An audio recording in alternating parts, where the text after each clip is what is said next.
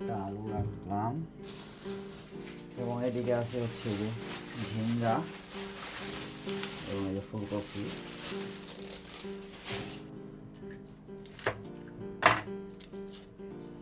মরিচটা ফ্রিজে আছে, আমি একটু পরে বের করছি। আগে এটাকে আমি কেটে নেব। রান্না করতে খারাপ লাগে না, ভালোই লাগে, তবে প্রতিদিন রান্না করতে একটু খারাপই লাগে আমার।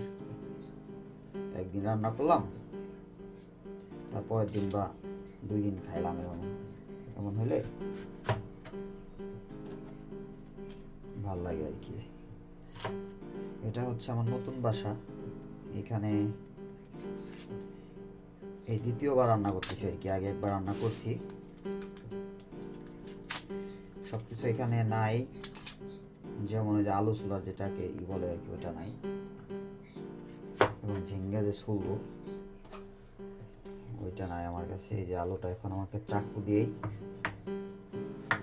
ছুলতে হবে, একটু সময় লাগবে, তবে আমাকে ছুলতে হবে। হংকংয়ে আসলে সবই পাওয়া যায়, বাংলাদেশে যা পাওয়া যায় এখানে তা পাওয়া যায়, কিন্তু বাংলাদেশের মতো ফ্লেভার না হইলেও কাছাকাছি আর কি। ফুল ফ্লেভারটা পাবেন না, কিন্তু ফ্লেভার পাবেন। ইলিশ মাছগুলা দামে কিন্তু কম না, বাংলাদেশের থেকে বেশি হবে যদি আমি কনভার্ট করি, কিন্তু ফ্লেভারের দিক দিয়ে কিন্তু বাংলাদেশের থেকে এসিয়ে আছে। তবে ইলিশ মাছ তো ইলিশ মাছই, জাতীয় মাছ ইলিশ। ইলিশকে তো আর বলতে পারি নাই, এইখানে আমি এসে খাইতে হয়। এখন আমি তরকারি একলা খাবো তো, যে কারণে বেশি রান্না করবো না, এখান থেকে পরিমাণ মতো আমি রেখে রান্না করব। এখান থেকে একটু নিলাম হচ্ছে কফি আর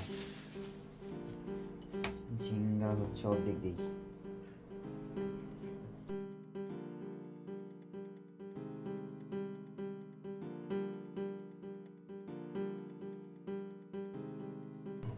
এটাকে আমি সুন্দরভাবে আপাতত কাটাকাটি একটু বন্ধ রাখলাম।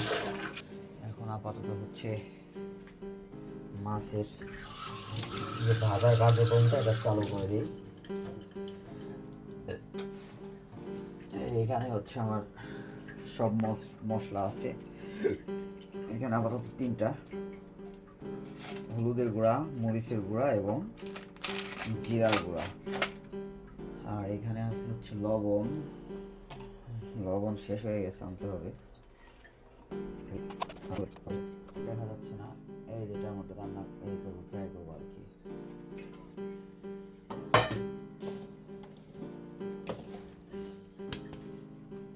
এর মধ্যে রাখতেছি টোটাল সবজি, এর মধ্যে রাখলাম। এটা হচ্ছে এভাবে করে ধোবো, যাতে ময়লা পানিটা খুব দ্রুত বের হইতে পারে। আর চুলাটা এদিক দিয়ে গরম হোক, তারপর তেল দিয়ে মাছটা ভাজতে শুরু করবো। তেল আছে, এটা ছোট একটা বোতল এনেছি, এরপরে 5 লিটারের একটা বোতল আনবো আমি। এখানে আছে হচ্ছে 900 মিলি।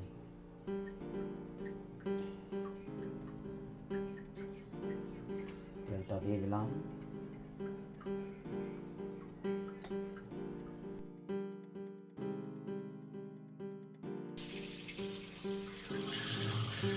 আজকে রান্নাটা আশা করা যায় অনেক ভালো হবে।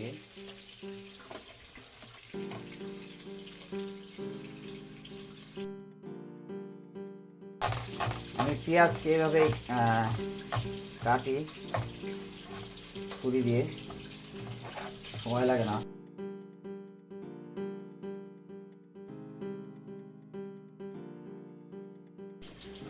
হচ্ছে সবজিটা আপাতত এখানে রাখি, যখন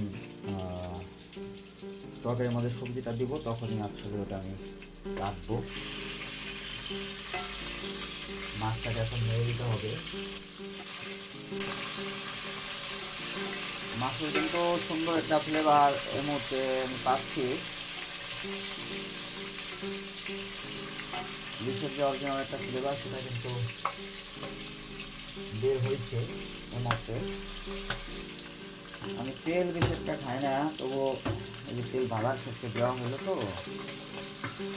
দেখা যাক তেলের পরিমাণটা কী পরিমাণে থাকে। তাহলে এখান থেকে ফেলতেও পারি আবার নাও পারি। এতটুকু ভাজলাম এতেই যথেষ্ট আর কি। তেলটা আছে চলবে।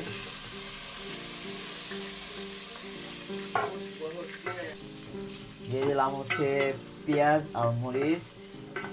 এটাকে মোটামুটি একটু ভাজার পরে আমি মশলা দিব প্লাস গরম পানি দিব। গরম পানি এখন করা নেই, এখানে পানি দিলাম।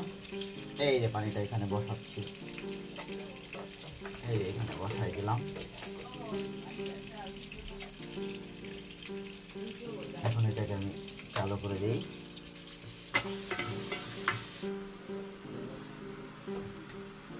এটা হচ্ছে মরিচের গুঁড়া দিচ্ছি।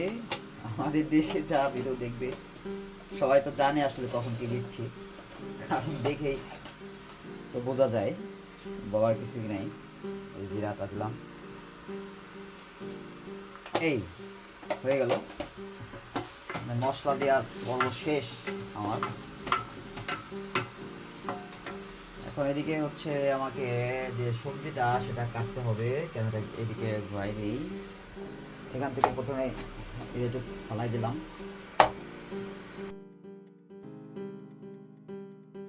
একটা এদিকে দিলাম, একটা এদিকে দিলাম, একটা হয়ে গেল প্রায় রান্না। এদিকে হচ্ছে ভাত রান্না করতে হবে। এই সবজি ঝিঙ্গাটা ওকে ডান। সবজি কাটাকাটি করবো আমার শেষ।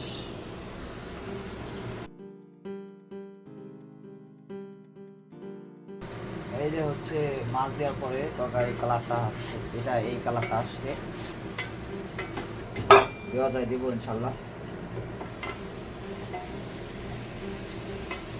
আমি এই সবজিটা একটু বেশি খাই। ওকে,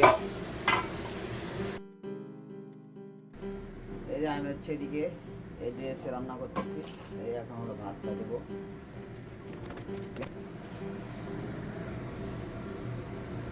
রাইস কুকারের যে পানিটা ছিল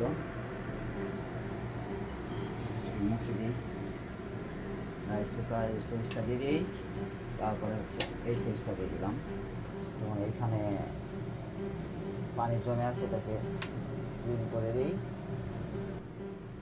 ওকে, ঢাকনা নামিয়ে দিই।